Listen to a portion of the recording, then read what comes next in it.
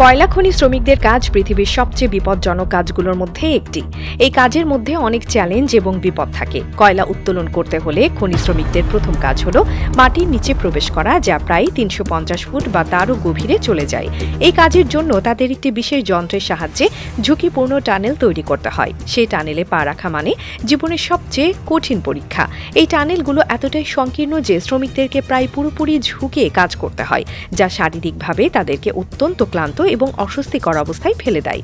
এই টানেলগুলোতে নিরাপত্তা ব্যবস্থাও খুবই দুর্বল। যদিও শ্রমিকরা কাঠের তক্তা দিয়ে কিছুটা সুরক্ষা নিশ্চিত করার চেষ্টা করেন, কিন্তু তা সত্ত্বেও এই কাজের পরিবেশ বিপজ্জনক। শ্রমিকদের শরীরের উপর প্রচণ্ড চাপ পড়তে থাকে এবং ঘন্টার পর ঘন্টা গরম পরিবেশে কাজ করার ফলে তাদের স্বাস্থ্য খারাপ হয়ে যায়। আবার এই টানেলগুলো অন্ধকার এবং বাতাসহীন হয়ে থাকে, যা শ্রমিকদের শ্বাস প্রশ্বাসকে আরও কঠিন করে তোলে। কয়লা খনির শ্রমিকরা তাদের কাজের সময় শুধু শারীরিক চাপই অনুভব করেন না, তাদের যে বিষাক্ত গ্যাস থেকে সাবধানে থাকতে হয় সেটিও এক বিশাল বিপদ। কিছু গ্যাস যেমন মিথেন, যা একদিকে বিষাক্ত, অন্যদিকে সহজে অগ্নিকাণ্ড ঘটাতে পারে। কয়লা খনির অন্ধকারে ছড়িয়ে পড়া এই গ্যাসগুলো একদিকে শ্রমিকদের শ্বাসনালী ক্ষতিগ্রস্ত করে, অন্যদিকে যে কোনো সময় বিস্ফোরণ ঘটাতে পারে।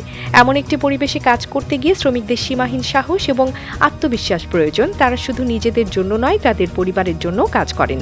অধিকাংশ শ্রমিকরা দীর্ঘ সময়ের জন্য খনির কাজে জড়িত থাকেন এবং তাদের জীবনযাপন শুধুমাত্র দৈনন্দিন জীবনের সংগ্রাম হয়ে ওঠে। তবে খনি শ্রমিকদের জীবন এতটা কঠিন হলেও তাদের পেশাদারিত্ব এবং পরিশ্রমের মানসিকতা সত্যিই প্রশংসনীয়। তারা বিশ্বাস করেন যে তাদের কাজের মাধ্যমে তারা বিশ্বের শক্তি উৎপাদনে একটি গুরুত্বপূর্ণ অবদান রাখছেন।